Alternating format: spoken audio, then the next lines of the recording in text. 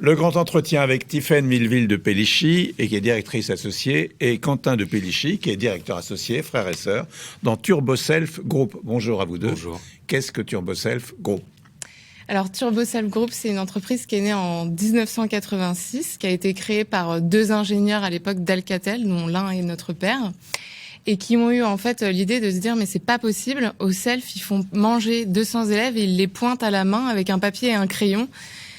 C'est forcément possible d'informatiser ça. Et c'était deux informaticiens.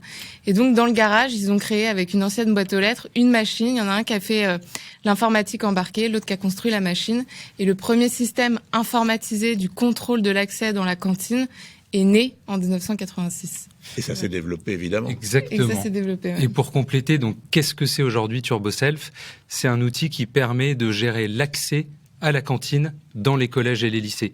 Donc il y a la partie matérielle où TurboSelf est concepteur et fabricant de, par exemple, le distributeur de plateau sur lequel on badge, on récupère son plateau, le tourniquet.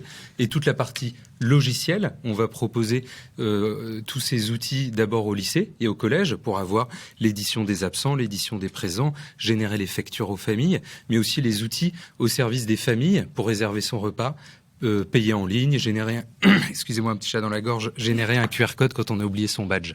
Donc c'est vraiment la gestion de l'accès à la cantine. Quelles sont vos motivations ? Qu'est-ce qui vous a amené là de prendre la succession d'une entreprise familiale ? C'est travailler frères et sœurs, c'est assez rare aussi. Hein. Oui, exactement. Ouais. En fait, il y a des défis aujourd'hui qui se présentent à nous qui sont très intéressants. Donc, Quentin en parlera mieux que moi tout à l'heure, mais il y a le défi de la digitalisation et de l'intelligence artificielle. Donc ça, c'est un virage qu'on tient absolument à ne pas rater. Et ensuite, il y a un deuxième défi qui est la mise en place d'une vraie politique RSE dans l'entreprise avec donner une mission à l'entreprise qui a du sens, avoir une politique sociale qui a du sens, penser au développement durable, à l'écologie. Je pense que c'est des questions à côté desquelles les entreprises peuvent plus vraiment passer et surtout qu'il ne faut pas voir comme des sources de charges, de coûts, mais plutôt comme des moyens même d'augmenter le chiffre d'affaires et de fédérer les collaborateurs autour d'une mission ou même d'un travail qui a du sens. C'est-à-dire savoir que TurboSelf, aujourd'hui, c'est un acteur qui peut aider les collèges, les lycées, les collectivités territoriales à réduire le gaspillage alimentaire ou même une maîtrise des coûts, parce qu'ils ont, comme tout le monde, des problèmes de budget. Je trouve que ça donne du sens d'aller au travail en se disant qu'on participe à une démarche globale de réduire le gaspillage alimentaire, par exemple. Comment vous faites pour réduire le gaspillage alimentaire ? Justement, donc je vais te donner la parole, mais c'est ce dont parlait Quentin. On a un certain nombre de fonctionnalités. Donc, par exemple, on permet aux élèves de réserver leur repas. Et s'ils réservent leur repas, ça veut dire qu'à 11h, le chef cuisinier, il sait qu'il faut dégeler 200 steaks parce qu'il y a à peu près 200 personnes qui ont réservé leur repas et pas 300. Donc à court terme, ça permet un petit peu de réduire le gaspillage. Et là, il y a notre nouveau module qui est sorti là récemment, qui est basé sur l'intelligence artificielle prédictive. Donc Quentin parlera mieux que moi parce que c'était son projet. Exactement.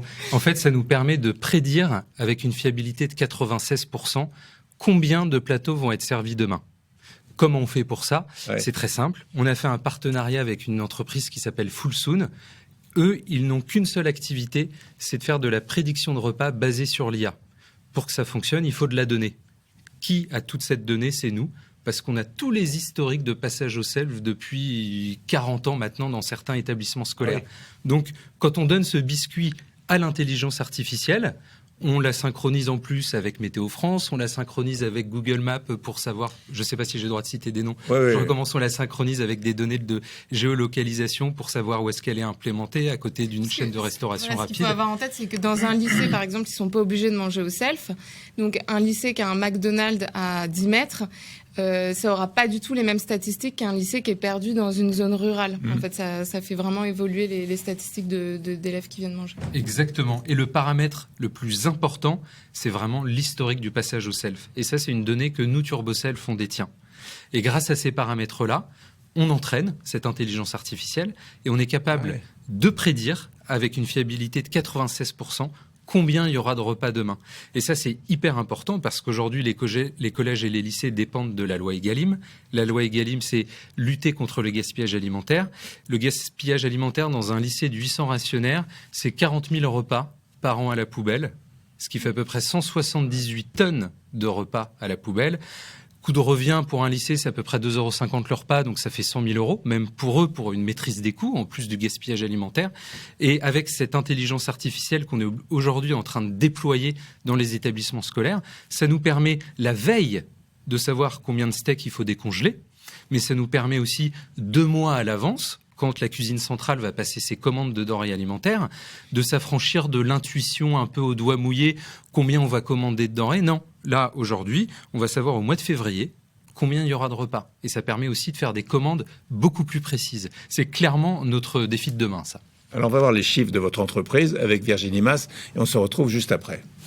TurboSelf compte aujourd'hui 5500 établissements clients et 2,5 millions d'utilisateurs quotidiens de leur logiciel. 40 000, c'est le nombre de repas qu'on peut économiser dans un établissement sur 1 an grâce à l'intelligence artificielle prédictive de TurboSelf. Enfin, TurboSelf projette de réaliser en 2024 un chiffre d'affaires de 15,9 millions d'euros. Donc vous avez un chiffre d'affaires considérable de quasiment 16 millions d'euros, 15,9. Ouais. C'est très gentil de dire considérable. Ah oui, enfin...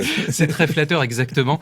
Depuis 1986, où ils ont commencé à 2 dans leur garage, c'est une croissance. C'est une croissance qui est rectiligne, en fait. Ouais. Elle ne stagne pas, elle n'est pas exponentielle, elle est rectiligne. Et aujourd'hui, en 2024, c'est 100 collaborateurs. C'est un chiffre rond qui est facile à retenir pour un chiffre d'affaires de effectivement entre 15 et 16 millions d'euros de chiffre d'affaires. Votre savoir-faire donc s'est développé au fur et à mesure et repose sur votre propre compétences, tous les deux, qui sont complémentaires. Exactement. Tout à fait. Vous n'avez pas le même parcours. Non. Pas du tout. Le savoir-faire de TurboSelf, il est important parce que c'est le seul acteur de son marché qui a celui-ci, c'est qu'il est concepteur, fabricant, installateur. Donc les produits sont conçus chez nous, fabriqués chez nous et on les installe. Ce qui veut dire qu'un client qui va nous appeler pour faire de la maintenance, comme on l'a conçu et comme on le fabrique chez nous dans nos usines, c'est quelque chose qu'on maîtrise parfaitement. Et on a la chance d'être en position de leader sur notre marché et le leader, c'est celui qui est obligé d'innover. On n'est pas en position de suiveur, on est en position de leader. Donc le savoir-faire, c'est aussi l'innovation qu'on essaye quotidiennement de mettre en place. Alors vos clients, c'est essentiellement des établissements scolaires ? Oui, des établissements scolaires, donc collèges et lycées publics et les collectivités territoriales aujourd'hui qui recherchent en fait des vrais partenaires pour s'appuyer sur eux pour justement lutter contre le gaspillage alimentaire et faire en sorte que pour les régions, c'est des lycées, pour les départements, c'est des collèges. Donc pour faire en sorte que ces établissements puissent véritablement s'appuyer sur un partenaire pour faire respecter la loi Egalim. Et aussi, il y a un gros sujet de maîtrise des coûts. Donc si on leur permet, c'est ce que disait Quentin tout à l'heure, si on leur permet d'avoir des commandes de denrées alimentaires plus justes, c'est aussi moins de gâchis, mais aussi moins de dépenses inutiles en fait. Quel nouveau défi vous préparez maintenant ? Alors, ils sont très clairs, on en a un petit peu parlé en début d'émission.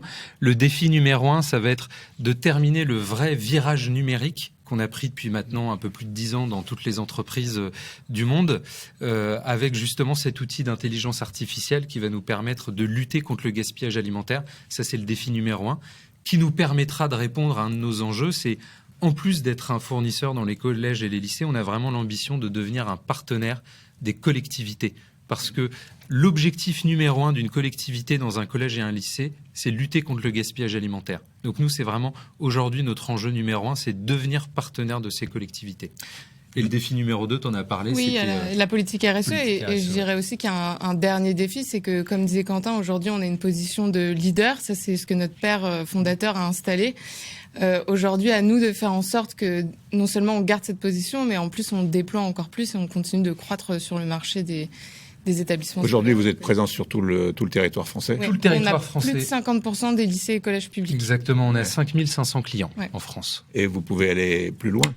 Alors, dans les lycées français à l'étranger, oui. À l'étranger, pas vraiment, puisque en fait, la restauration scolaire française est vraiment une particularité française. Ah oui. C'est-à-dire qu'en France, on va inscrire son enfant à la cantine et ensuite, il sera obligé d'aller déjeuner parce qu'on l'a inscrit, avec des bourses justement distribuées par les collectivités pour les plus faibles revenus, etc.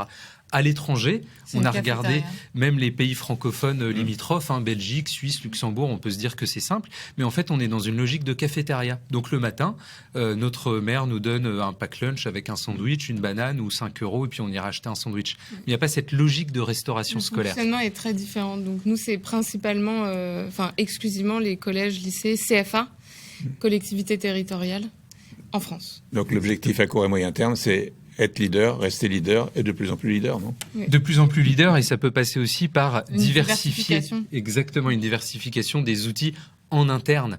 Aujourd'hui, on est en train de gérer aussi, par exemple, les voyages scolaires. Au lieu de le faire avec un tableau Excel, on a le logiciel où on rentre ses recettes, ses dépenses, les absents, les présents, etc.